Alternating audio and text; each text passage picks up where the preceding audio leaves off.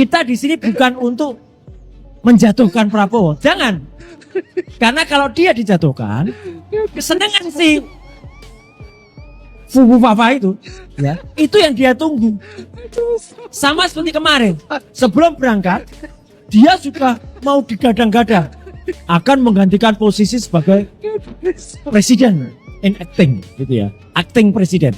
Tapi ternyata Prabowo tahu tidak. Jadi kemarin Pak Prabowo bilang pada menteri-menterinya, kalau ada apa-apa langsung saya. Kalau ada apa-apa langsung telepon saya. Dasar panci ya. Nah, apa gunanya wakil presiden? Iya toh? Bangsa Indonesia rugi besar gaji dia. Ketika presidennya kunjungan 17 hari ke luar negeri, ternyata kalau ada apa-apa langsung ke presiden. Berarti apa? Ini yang harus kita dukung ke Pak Prabowo. Sadarkan Prabowo. Setuju? Tapi nggak tahu ya kenapa Ini loh pada buktinya. saat saya menjabat itu banyak sekali yang protes.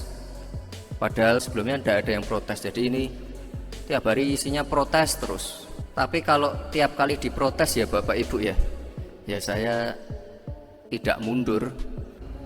Dan sekali lagi saya mohon maaf, ini saya harusnya datang pas pembukaan, tapi pada waktu itu Bapak Presiden kita, Bapak Prabowo Subianto melakukan kunjungan ke luar negeri, otomatis banyak pekerjaan-pekerjaan yang dilimpahkan ke saya. Saya tidak bisa lama-lama karena harus melanjutkan perjalanan ke NTT. Ini ada saudara-saudara kita yang mengungsi karena ada erupsi gunung. Jadi setelah dari NTT kami ke Makassar sebentar, lalu langsung mengecek pengungsi-pengungsi yang ada di NTT. Nah ya, sudah jelas gamblang dan itu videonya. Dan dengan video tersebut, nyinyiran atau ocehan Roy Suryo itu, Roy Panci itu terbantahkan. Bagaimana tidak? Setelah Pak Prabowo ke luar negeri, banyak sekali kok tugas-tugas Pak Prabowo yang diwakilkan kepada Mas Gibran. Ya salah satunya hari ini, Mas Gibran ke Toraja, penutupan acara gereja, terus meninjau erupsi gunung di NTT dan ke Makassar dan lain sebagainya. Kemarin juga rapat dengan beberapa menteri, rapat di kantor pendidikan dan lain sebagainya. Lah kok masih saja menyinyirin Mas Gibran, Bang Roy Panci? Emangnya Roy Suryo bisanya hanya berkumpul dengan segelintir orang lalu menarasikan Jokowi dan keluarganya macam-macam. Aduh, ini loh Mas Gibran atau Mas Wapres Gibran ini dari turun ke bandara sampai ke lokasi ini, warga Toraja itu rame-rame menyambut beliau. Kalau nggak percaya, berikut ini videonya ya, tonton sampai habis. Bapak, Ibu, dan hadirin yang kami hormati, selanjutnya marilah kita simak bersama arahan Wakil Presiden Republik Indonesia.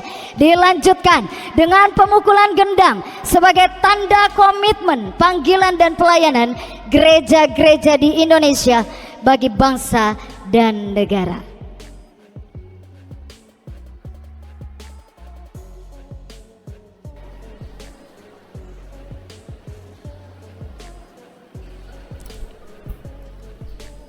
Baik, terima kasih. Assalamualaikum warahmatullahi wabarakatuh. Salam damai sejahtera bagi kita semua. Shalom. Om Swastiastu, Namo Buddhaya. Salam kebajikan, Rahayu, Rahayu.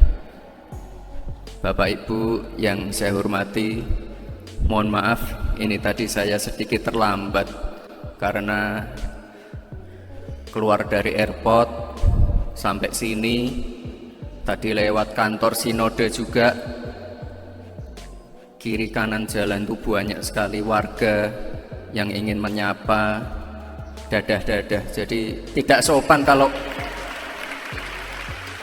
mohon maaf, tidak sopan kalau saya langsung lewat begitu saja. Jadi tadi di beberapa titik saya mohon maaf terpaksa turun dari mobil dulu untuk membagikan susu, buku, dan juga beberapa alat-alat sekolah. Jadi saya mohon maaf sekali Pak Pendeta, Bapak Ibu semua, saya mohon maaf sekali datang terlambat.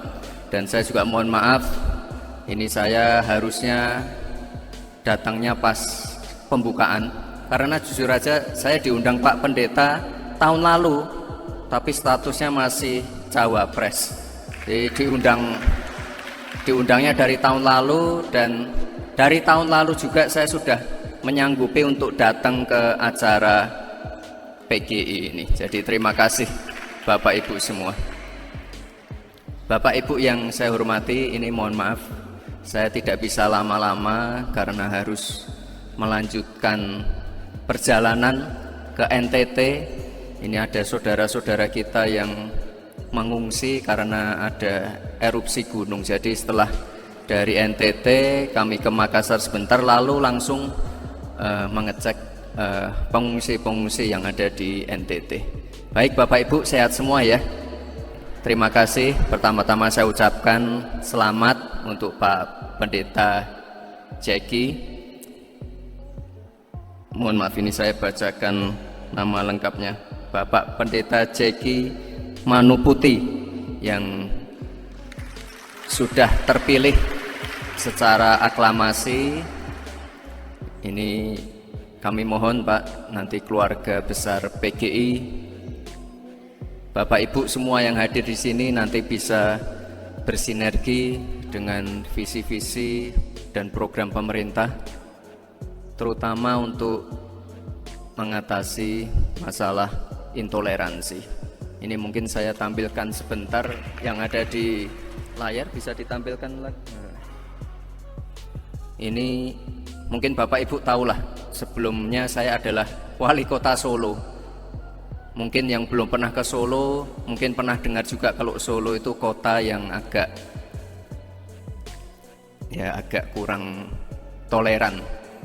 Banyak sekali kejadian-kejadian seperti ini. Jadi kalau di Solo tuh tiap tahun ada perayaan Imlek, dan tiap tahun dari pemerintah memasang ornamen-ornamen Imlek, patung-patung dari semua sio. Tapi nggak tahu ya kenapa pada saat saya menjabat itu banyak sekali yang protes. Padahal sebelum wali kota sebelumnya tidak ada yang protes. Jadi ini tiap hari isinya protes terus. Nah, ini Solo disebut sebagai cabang Tiongkok, antek-antek Cina. Ini coba selanjutnya, berita selanjutnya. Ini ada juga Bapak Ibu, ini yang agak miris. Ada anak-anak sekolah yang menghancurkan makam yang ada, mohon maaf, ornamen-ornamen Nasraninya. Ini sekolahnya langsung saya tutup, dan guru beserta muridnya langsung saya berikan pembekalan biar tidak keterusan. Lalu selanjutnya, nah ini sama juga Bapak Ibu. Jadi kita mau merayakan Natal, kita pasang pohon-pohon Natal, ornamen Natal, banyak yang protes juga. Tapi kalau tiap kali diprotes ya Bapak Ibu ya saya tidak mundur. Justru saya bilang ke panitianya, panitia Imlek, panitia Natal, tahun depan digedein aja.